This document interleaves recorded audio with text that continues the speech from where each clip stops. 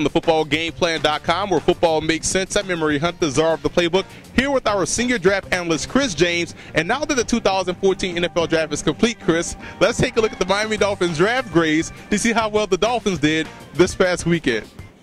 The Miami Dolphins were a team on the cusp of the playoffs last season, and with free agency and the NFL draft, they are looking to add those pieces to get them over the hump. And judging by their draft, you can see the focus was mainly on the offensive side of the ball, nabbing a solid offensive line prospect in Jawan James from Tennessee, and even later in the draft, getting a wide receiver, Matt Hazel, who was very productive at Coastal Carolina, but also had a great week of practice at the East-West Shrine game.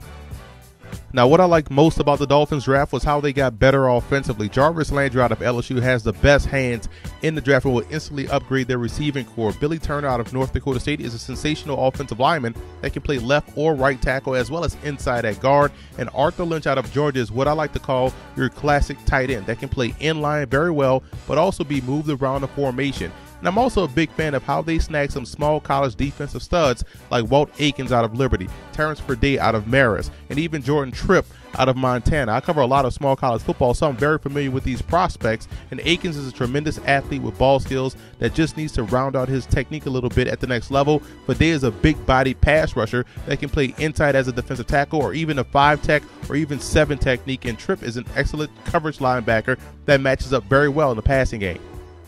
Now, what I questioned was a Jawan James selection in round 1. Not that James is a bad player. I actually have him rated higher than his teammate Antonio Richardson, but could they have gotten him in round 2 while using that first pick on an impact-type player that can score touchdowns or take the ball away? The value is what I'm questioning, not the player with this pick.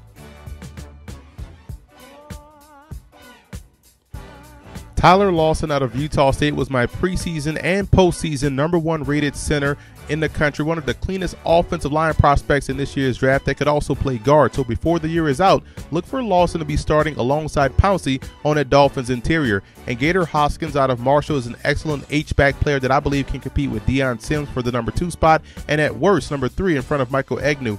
Hoskins is a matchup nightmare that just gives that Dolphins offense yet another weapon. And I'm a big fan of Darrell Johnson out of East Carolina. He can play all 3 linebacker spots. He's an excellent blitzer and sound in pass coverage. He'll start out on special teams, but look for him to log significant minutes in the base defense as the season progresses. And finally, Anthony Johnson, defensive tackle out of LSU, was a big-time high school recruit that faced a lot of double teams in college. He's not your 3-tech per se, more of a 1 technique, and I think he can excel in that role for Miami. I gave the Dolphins an A- for their draft. Quietly, they had one of the best drafts this year. Depth was a concern last season, and I don't think that'll be an issue in 2014. And yes, they are rookies and they're young, but the future is definitely bright and definitely now in Miami. And I also want to give a huge shout out to Dolphins fan forums for always showing football game plan support.